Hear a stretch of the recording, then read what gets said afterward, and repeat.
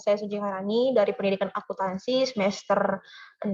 Hari ini saya akan membahas mengenai materi audit, yakni sampling audit dalam pengujian substantif.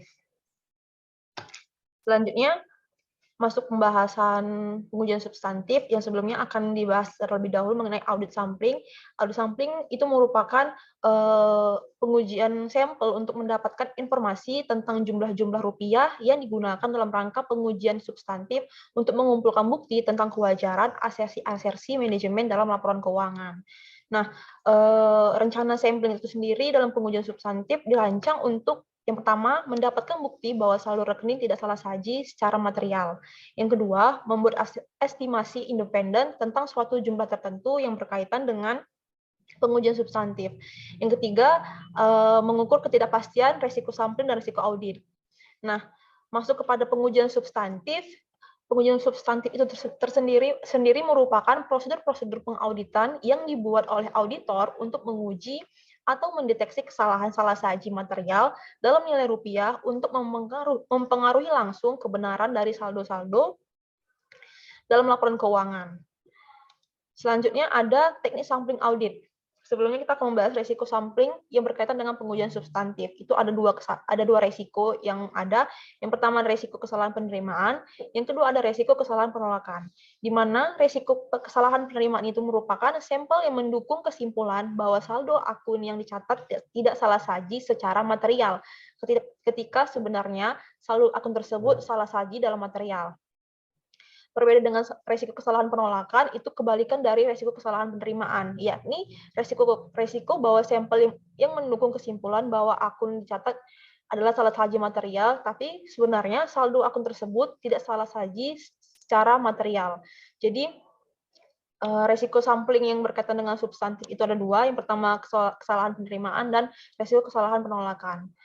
Selanjutnya, ada dua pendekatan sampling statistik, di mana sampling statistik ini merupakan sampling yang digunakan dalam pengujian substantif, yang sering digunakan oleh auditor dalam pengujian substantif. Nah, yang pertama ada sampling PPS, yang kedua ada sampling variabel klasik. Masuk kepada pembahasan sampling PPS.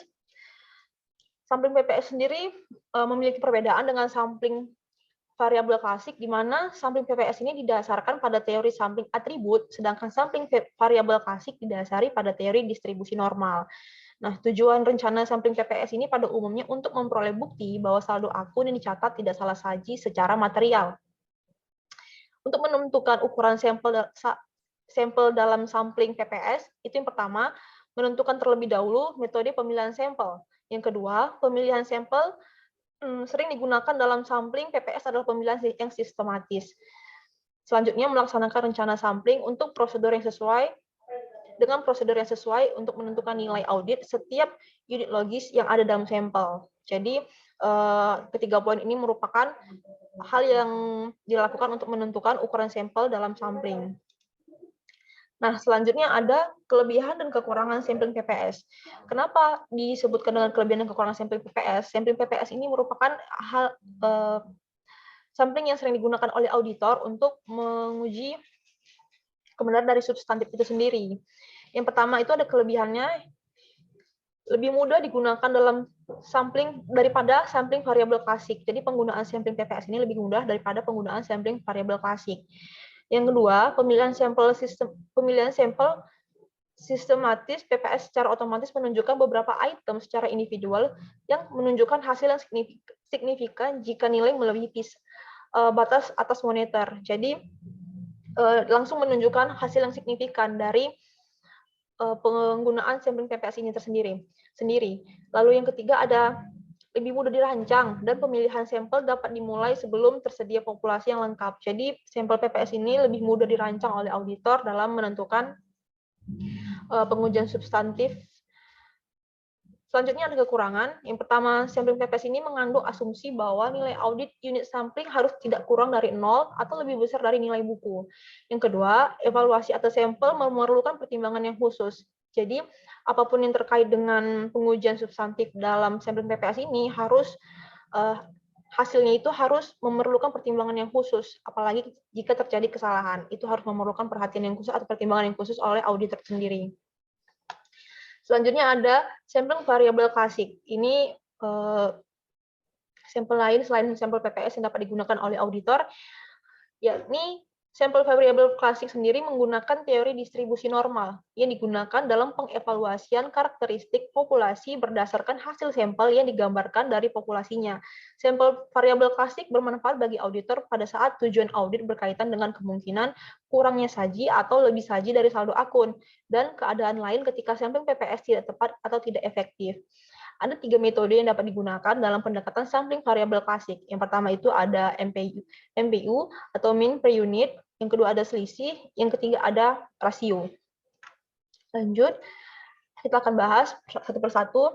Yang pertama ada mean per unit atau MPU, yakni sampling estimasi MPU meliputi penentuan nilai audit untuk setiap unsur dalam sampel. Yang kedua, rata-rata dari nilai tersebut dihitung dan dikalikan dengan jumlah unit dalam populasi yang diperoleh taksiran dari total nilai populasi. Faktor-faktor yang mempengaruhi ukuran sampel dalam MPU tersendiri adalah yang pertama, ukuran populasi atau jumlah unit, yang kedua, estimasi standar deviasi populasi, yang ketiga, salah saji ditoleransi, yang keempat, resiko kekeliruan menerima, resiko keliru menolak, dan rencana cadangan resiko sampling. Jadi itu merupakan faktor-faktor yang mempengaruhi ukuran sampel dalam MPU.